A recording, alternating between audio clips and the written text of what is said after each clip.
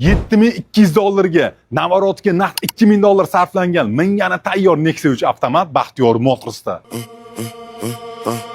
Run it up, check the scope, money talk, money more. Yeah, man who say they with it, kicking down the door. Run it up, check the scope, money talk, money more. What? Man who say they with it. Mashinamiz 2018 ga 2019-yil. Yurgan probegi 189 ming. Aka ishonang, holati juda ham zo'r holat turibdi. Navarotlarni bitta sanab o'taman.